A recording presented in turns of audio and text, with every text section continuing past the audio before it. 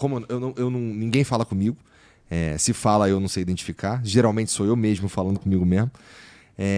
Mas, cara, eu acho que uma certeza de que a morte não é o fim parece ser algo extremamente acalentador ou sei lá, parece um pensamento gostoso. Que morri tem mais. Porque, no fim, a sensação que eu tenho de um cara que não sabe o que acontece depois é que, puta, parece um puta desperdício, porque tem um monte de experiência pra ter, coisa pra ver que não vai dar tempo. Mas você, aparentemente, sabe que existe algo depois disso aqui. Além do mais, esse meu corpo já morreu 2 vezes. Você falou, 2 infartos, não é? Na verdade, vários. Porque a contrariedade de existir frente aos painéis que eu sou obrigado a conviver é tão alto grau que eu me permito me sentir contrariado, mesmo sabendo que o corpo vai somatizar isso. Mas, ainda assim, eu terminei tendo essas experiências e o corpo morreu e, assim, além do que, eu ainda tive o privilégio de perceber que você estava morrendo. Além de que estava morrendo, que existe toda a eternidade nos esperando. Porque o eu da gente continua existindo ininterruptamente. O defunto está ali. Eu vi você falando também. Né? Então, assim, cara... Mas assim... Desculpa. Isso é bom para quem tem boa bagagem. Quando você deve, você está ferrado. A eternidade é muito ruim para quem está... A gente reencarna sem parar? Porque, eu já fui em um... E aí eu tô falando com você que foi uma experiência com uma religião. Uhum. Mas eu tive num templo que o cara me falou que a gente reencarna um número de vezes necessário pra gente fazer o que tem que fazer. Mas o que tem que fazer aí é um bagulho meio que eu que vou saber em algum momento. Sei lá. De novo, essa matéria ela é inconclusa. A gente não deveria pretender ter certezas e dizer frases desse tipo, é assim, assim, assim. Tá. Ninguém sabe. Pelo que eu imagino, deduzir das fofocas que eu... Né? A eternidade tem desses problemas. Que problemas? Ela é eterna, cara. Parece um problema, no fim das contas. É um problemaço. Né? Por quê? Porque você está sempre existindo. É a vida eterna que Jesus falava. Só que nós, entre aspas, com o nosso modo humano de ser, a gente quer se eternizar sendo esse eu que a gente pensa que é agora, mas esse eu que é agora... com a evolução dos fatos daqui a 5 milhões de anos, não vai servir para coisa alguma. Eu fico imaginando assim. Porque outros eus, o espírito da gente que é eterno, vai ter, então... Mas, no fundo, é o mesmo eu, sendo sempre... Então, nós somos eternos, tá? E não há limites para isso. Mas o problema é, não, depois que eu fizer 50 encarnações, eu posso ir para o céu, vou tomar milkshake, blá, blá, blá, blá, blá, blá. Ok.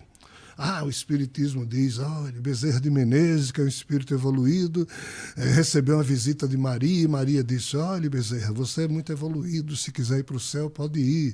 E Bezerra preferiu ficar trabalhando aqui conosco. Tem esses mitos no Espiritismo, que eu respeito, numa boa, tudo isso. Mas qual é o problema?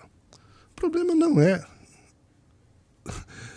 a infantilidade desse tipo de afirmação. Porque, assim... Você conseguiria, com todos os seus defeitos, ficar no céu, tomando milkshake, tocando violino, flauta e piano o tempo todo, sabendo que alguém que você ama está enfiado no caos? Que tipo de dignidade você teria se você ficasse no céu e alguém que você ama precisando de ajuda? Então, essa história de não mais vir aqui, sair da roda de Sansara, eu leio livros, vejo pessoas afirmando que isso tudo é de uma necessidade de aprofundamento, porque nós estamos esquecidos de algo que se chama dignidade existencial. Ninguém consegue se realizar só em si mesmo. Nós somos mamíferos. Nós nos realizamos em quem a gente ama. Não tem como a gente ser feliz ou estar em paz se alguém que a gente ama está ferradaço ao lado da gente. Nós nos realizamos nos outros. E isso é o amor incondicional que Jesus falava. O amor incondicional de Jesus não é a gente se abraçar e beijar. Não, eu não gosto de você, você não gosta de mim. Vamos nos respeitar, pelo menos, e agir de forma digna e construir, se for possível, um dia, uma afetividade, uma empatia. Mas é, pelo menos, um ser compassivo com o outro, ter compaixão, respeito. tolerância, o que as religiões não têm. Esse é o sentido que na espiritualidade se sabe que é o amor incondicional.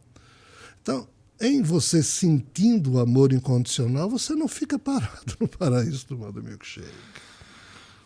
A menos que você seja proibido de fazer alguma coisa, né? O que seria... Se o paraíso proibir você de ser útil, de ajudar, que paraíso é esse? Pois é. E assim, a gente... Você falou que os outros deuses, eles sacaneiam a gente que a gente veio da lama. Os outros seres. É isso mesmo? Uhum. Tá. Mas não é verdade, pelo visto, já que a gente é, de certa forma, imortal. Essa influência... Esse corpinho é mortal. E esse corpinho é mortal. Mas esse espírito que me influencia e que me... Esse não veio da lama. Esse não veio da lama. Não. Então, esse tá em pé de igualdade com os outros caras, da outra realidade? Ou não? Seguinte, para a gente entender melhor isso aí, a gente teria que usar o conceito de Matrix. Matrix seria uma espécie de um videogame, de um jogo que você cria. Matrix é meu filme favorito, isso é o anjo.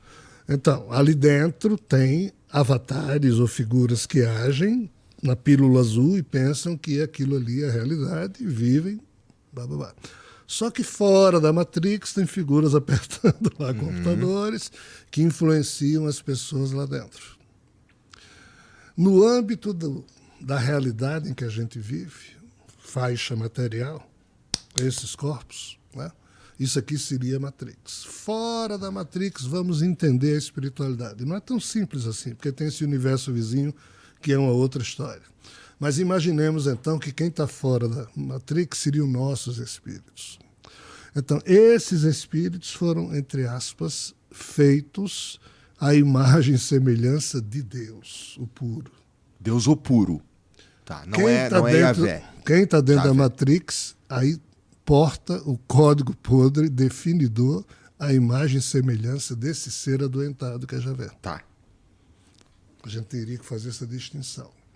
Então o nosso espírito guia, ele é criado pelo Deus o puro. Segundo o que Krishna explicou no chamado Uttara Gita, o Mahabharata, em um dos seus capítulos, tem lá o Bhagavad Gita, que conta uma conversa de Krishna e Arjuna quando eles eram jovens. Mas o Uttara Gita é uma outra Gita, ou seja, uma outra canção do Senhor Krishna ensinando a humanidade, e conta uma conversa de Krishna e também de Arjuna, mas quando eles estavam velhos.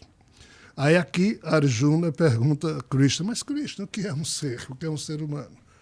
Aí Krishna, então, pela primeira vez explicou o que se chama constituição setenária do ser.